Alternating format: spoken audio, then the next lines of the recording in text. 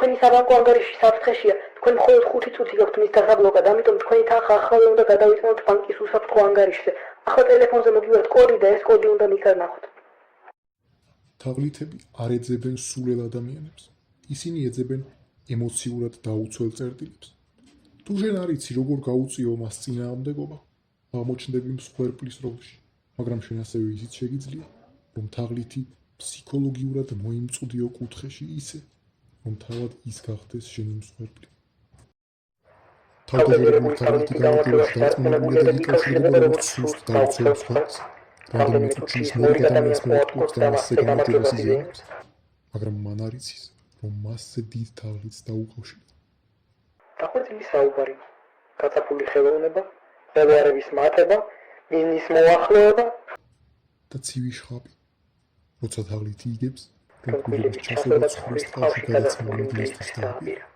და ახლა თავად არის ცხვრის როლში. ამ ვიდეოში ერთად დავესხმებით თავს თაღლითებს, რადგან მათ წარმატების უკან ჩვენი სისუსტეც და თუ სისუსტეს უპირატესობა გვაქვს, თაღლითი მთავარ იარაღს დაკარგავს. ვიქტორ ლუსტიგი, თაღლითი, რომელმაც ეიფელის კოშკი ორჯერ გაყიდა. მხოლოდ ამ ფაქტს ვიტყვი და ბევრ დროს არ დავკარგავ იმის ახსნით, თუ რისი გაკეთება შეუძლია თაღლითს. მოდით ვნახოთ, რა სისუსტეებს იყენებენ ჩვენს საწინააღმდეგოდ. ავტორიტეტის ეფექტი. ადამიანები ქვეცნობიერად ენდობიან ფორმას, სოლიდურ კოსტიუმს ან ოფიციალურ ტონს. ამიტომ ნამდვილი თაღლითი მოგაჩვენებს, რომ მას დიდი სოციალური სტატუსი, ავტორიტეტი და რესურსები აქვს. რითიც გაფიქრებინებს, რომ ის უკვე ყველაფერს ფლობს და შენგან აღარაფერი სჭირდება. თაღლითი ხომ მხოლოდ ის შეიძლება იყოს, ვისაც რაღაც ისეთი სჭირდება, რაც თვითონ არ აქვს და მე მაქვს. ამიტომ შემიძლია ამ ადამიანს ვენდო. ზუსტად ამ ნდობას იყენებს ყველა, ვინც ბინძურ ტანზე სუნამოდ დასხმულ კოსტიუმს მოიგებს და საკუთარ სათნო ფიზიონომიას წინ გიტრიალებს. დაწყებული საეჭვოდ სწრაფად გამდიდრებული ბიზნესმენია, დამთავრებული პოლიტიკოსით. დეფიციტის პრინციპი. ეს შანსი მხოლოდ ახლა უნდა მოასწროთ, რადგან შეიძლება სხვებმა დაგასწრონ. ჩვენი აქცია სრულდება 50%-იანი ფასდაკლება პირველი 100 მყიდველისთვის. ამით ისინი თიშავენ შენს კრიტიკულ აზროვნებას და გაიძულებენ იმოქმედო ემოციურად. შენს გონებაში აჩენენ წარმოსახვით კონკურენტებს, რომლებიც შენს პარალელურად მოქმედებენ. ამიტომ ფიქრის დრო არ გაქვს, უნდა იმოქმედოს სწრაფად, რომ ვინმე არ დაგასწროს. ამ დროს კი შენ ზუსტად თაღლითის მანიპულირების მსხვერპლი ხდები. შენ ბედნიერი ხარ, რომ ყველას დაასწარი და სასურველი რამ იყიდე. ეიფორიაში ხარ, რადგან საკუთარმა სწრაფმა, გამჭრიახმა აზროვნებამ სარგებელი მოგიტანა. მაგრამ მერე ემოციები ნელ-ნელა გტოვებენ და ხვდები, რომ ის, რაც გაყიდინეს, ჩაწოლილი საქონლის უზარმაზარი პარტიიდან იყო. ეს დეფექტური პროდუქტი არც რაიმეში გჭირდება და დიდად აღარც გარეგნულად მოგწონს. თანაც გადაიხადა იმაზე ძვირი, ვიდრე სინამდვილეში ერთა. ურეკავ გამყიდვას, მაგრამ ის აღარ გიპასუხებს. იგი დაკავებულია გაყიდვებით. აქცია ხომ 5 წუთში სრულდება. კლიენტი კი ყოველთვის კმაყოფილი უნდა იყოს. სიმპათიის მოპოვება. თაღლითები ხშირად იმეორებენ მსხვერპლის ჟესტიკულაციას ან საუბრის მანერას, რაც ნდობის ილუზიას ქმნის. ადამიანებს ქვეცნობიერად მიმზიდველად ეჩვენებათ ისინი, ვისთანაც საერთო თვისებები აღმოაჩნდებათ. კვლევები ადასტურებენ, რომ ადამიანები სხვებს უფრო მიმზიდველად თვლიდნენ მაშინაც კი, თუ მათი სახელის პირველი ასო საერთო იყო.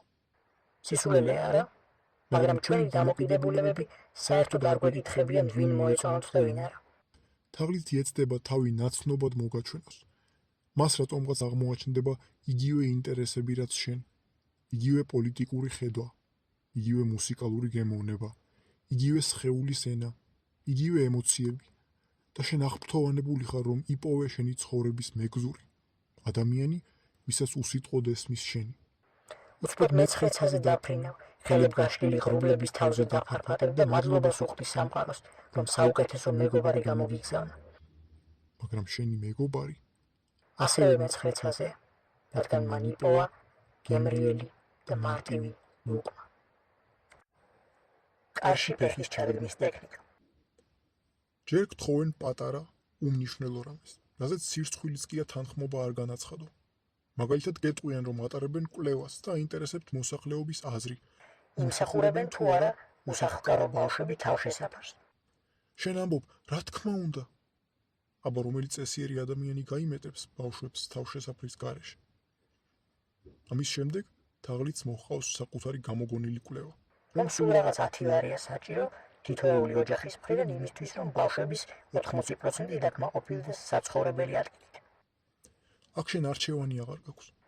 შენ ნამუსზე აკაკდეს.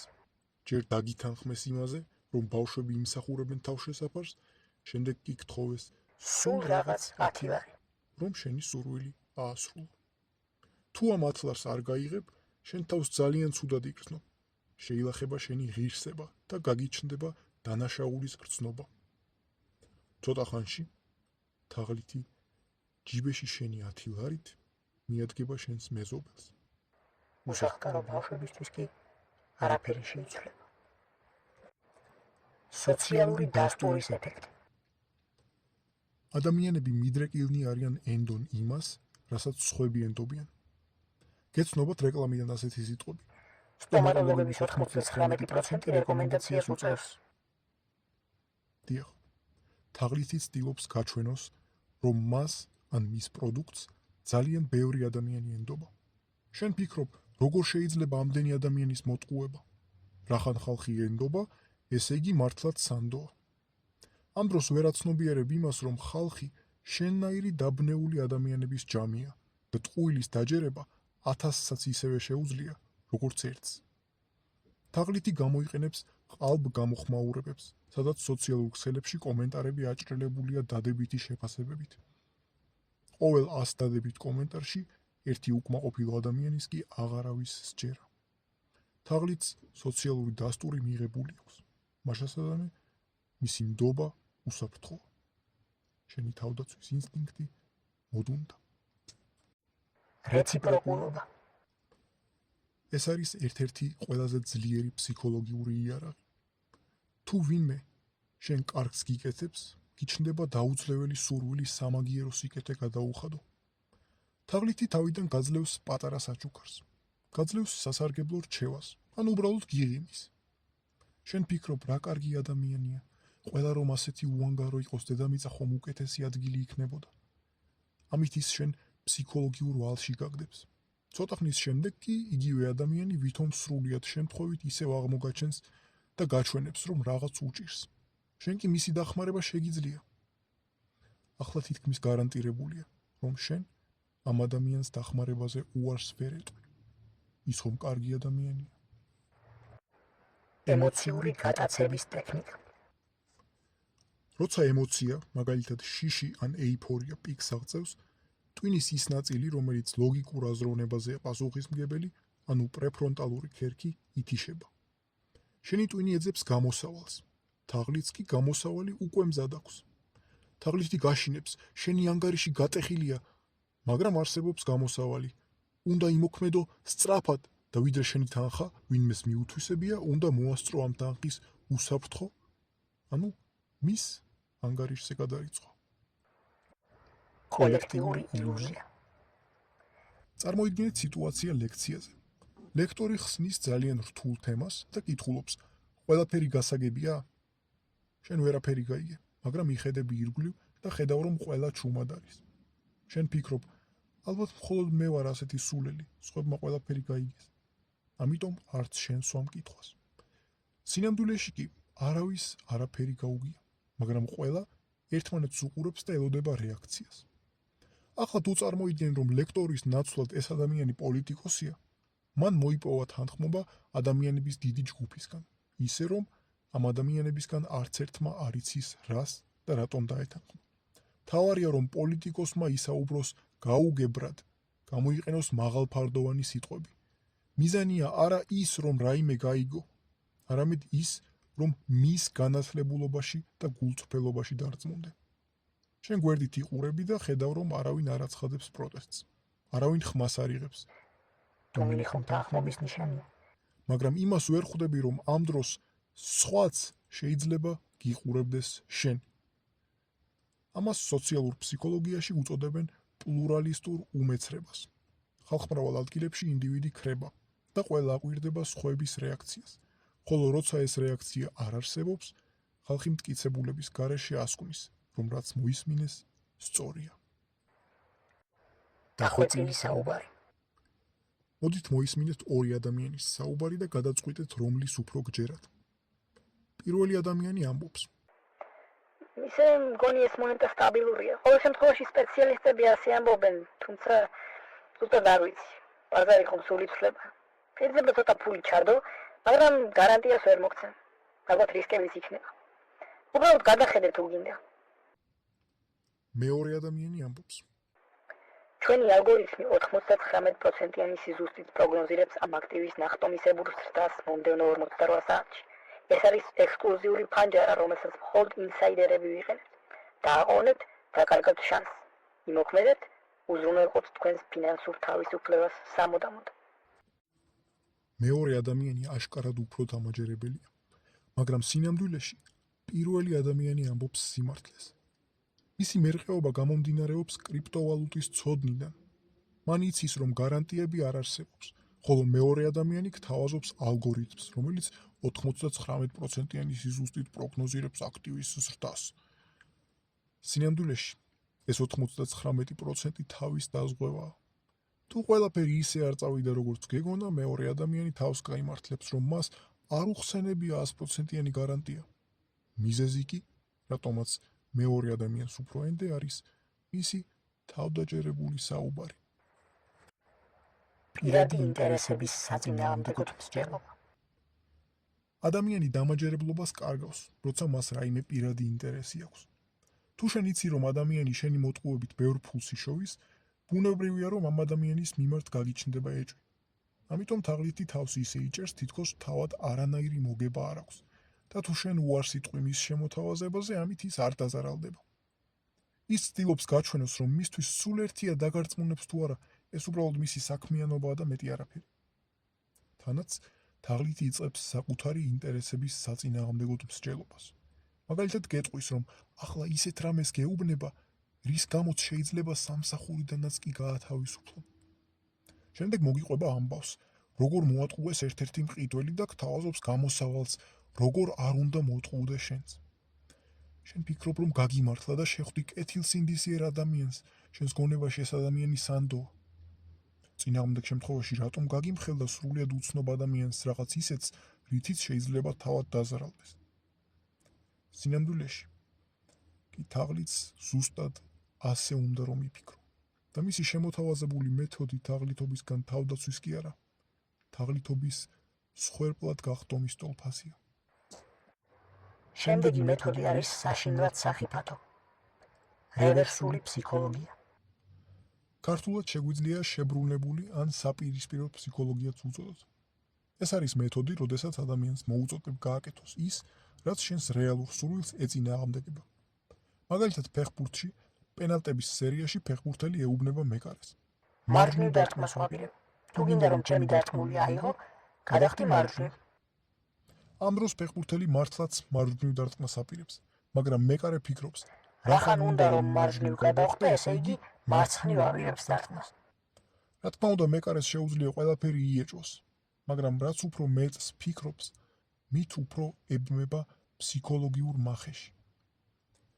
ამ მეთოდის უკან დგას ფსიქოლოგიური წინააღმდეგობის ფენომენი. ადამიანებს არ გვიყვარს, როცა გვიზღუდავენ თავისუფლებას და გვეუბნებიან რა გავაკეთოთ. ამიტომ დაუმორჩილებლობის ნიშნად ხშირად იმის საპირისპიროს ვაკეთებთ, რაც გვითხრეს, რომ საკუთარი ძალაუფლება ვაჩვენოთ. სხვათა შორის ეს მეთოდი მშობლებსაც შეუძლიათ გამოიყენონ შვილების მიმართ. მაგალითად, ბავშვს არ უყვარს ბროკოლი.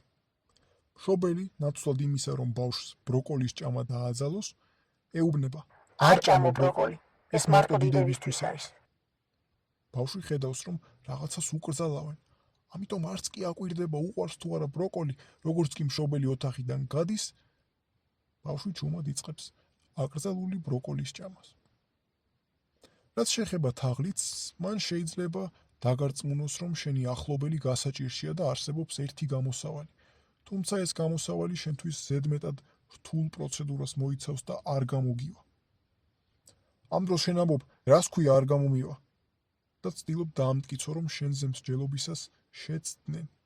ამიტომ აკეთებ იმის საპირისპიროს, რაც გითხრეს და ებმები თაღლითის დაგებულ ხაფანგში. ეგოს გამოფიტვა და წინააღმდეგობის შესუსტება. იმისთვის, რომ ადამიანმა წინააღმდეგობა გაუწიოს მისი დარწმუნების მცდელობას, საჭიროა, რომ ჰქონდეს თვითრეგულაციის უნარი და ნებისყოფა. ეს კი დაღლილ ადამიანს შესუსტებული აქვს. თუ ადამიანმა შეასრულა ისეთი დავალება, რამაც მისი ნებისყოფის რესურსი გამოფიტა, მას უჭირს წინააღმდეგობის გაწევა და სუსტი არგუმენტებიც კი მარტივად არწმუნებენ. კვლევებმა აჩვენა, რომ გამოფიტული ადამიანები ვეღარ ასხვავებენ სუსტ და ძლიერ არგუმენტებს და ორივეს თანაბრად ეთანხმებიან. ამიტომ თაღლითი შეეცდება თქვენს დარწმუნებას მაშინ, როცა დაღლილი ხართ. და ბოლოს, ვიდრე თაღლითისგან თავდაცვა გადავიდოდეთ, კიდევ ერთი მნიშვნელოვანი რამ, რასაც თაღლითი იყენებს, არის ჩაცმულობა. ცოტა ხნის წინ ვახსენეთ, რომ თაღლითის ჩაცმულობა შეიძლება ტოვებდეს ავტორიტეტულ იერს, მაგრამ ეს არ არის აუცილებელი. შეიძლება ადამიანი სულაც არ ჰგავდეს ავტორიტეტს, გავლენიან პირს, მაგრამ მაინც გაგვიჩნდეს სურვილი ვენდოთ ამ ადამიანს. კვლევების მიხედვით, მამაკაცებისთვის უფრო მიმზიდველები იყვნენ ის ქალები, რომლებსაც ეცვათ წითელი ფერის ტანსაცმელი. წითელი ფერი ასევე მიმზიდველია ქალებისთვისაც და ეს დაკავშირებულია ევოლუციურ ფსიქოლოგიასთან. ცხოველურ სამყაროშიც კი წითელი ფერი ასოცირდება ძალაუფლებასთან, დომინანტობასთან, რაც ქვეცნობიერად ადამიანის ჩაცმულობის სტილშიც აისახა. თუ დააკვირდებით, ისტორიულად სამეფო სიმბოლიკის ორი ძირითადი ფერი ყოველთვის იყო ოქროსფერი და წითელი.